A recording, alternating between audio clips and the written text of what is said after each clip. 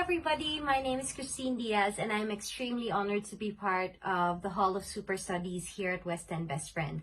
I'm really happy that there is a platform that celebrates understudies, swings, alternates, and standbys, because I do believe these people are really the epitome of the phrase, the show must go on, at least on stage. I was part of the 2017 to 2019 UK and international tour of Miss Saigon as cover GiGi and cover Ellen. So I had two completely different experiences for my two cover roles. For GiGi, I knew at the start of the tour that I was gonna be on for GiGi because we had two GiGis in the first contract and there was a week gap between the two of them. So I knew I was gonna be on, but it was too early on in the contract that we weren't doing the cover runs yet. Therefore, I didn't really have a cover run per se. I only remember having time with our DC and our resident director to talk through it, to do blocking. And I remember having a walkthrough on the day of my debut. It was nerve-wracking, but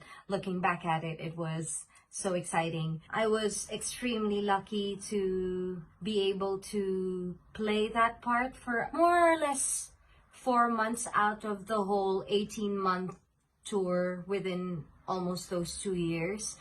And with that, I was able to develop my character as GiGi more, give more nuances, more layers to it, which was very wonderful. And getting to sing Movie in My Mind is just heartbreakingly beautiful. To say the least. I had a lot of experience in GiGi, and that's a completely different thing for Ellen because I was second cover Ellen.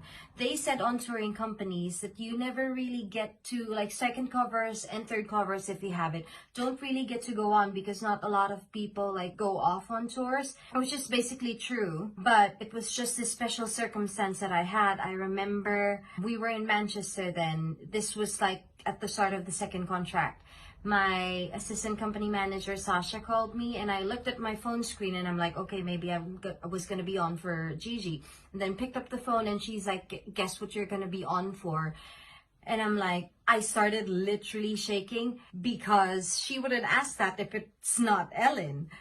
And Ellen has been one of my dream roles since I was a kid, which I knew would probably be impossible to play. But in that situation, I'm like, oh my God, I'm gonna be Ellen. Yeah, that was crazy. And also with Ellen, it's a different experience because you don't really need much of the blocking. Blocking is just moving from stage right, stage left, or whatever. But it's more of doing it with the actors that you're interacting.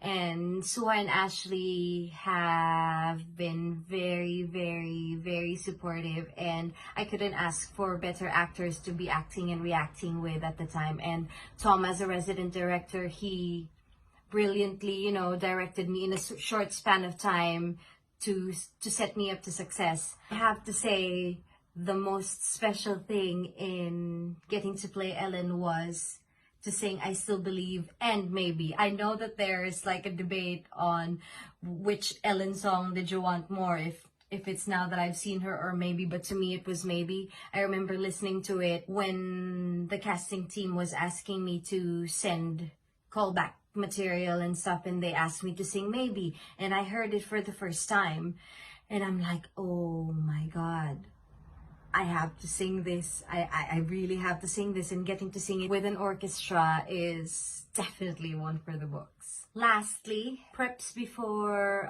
I go on for a role. I don't really have much rituals, but this goes whether or not I go on for a role or if I'm just doing my ensemble track. I would always go to the gym, except when I'm under the weather, but that rarely happens. So I'm always at the gym because I like that my body's physically warmed up before I go on to do a vocal warm up, because it just makes it easier. I'm sure a lot of people would agree with me on that. And yeah, if I'm going on for a role, I'll probably be in the theater about an hour and a half before call time, so I can do my own vocal warm-up, and then while doing my makeup, and then maybe have a song or two to sing depending on which role I'm playing. For example, if it's GiGi, I'll probably sing belty big songs in the dressing room.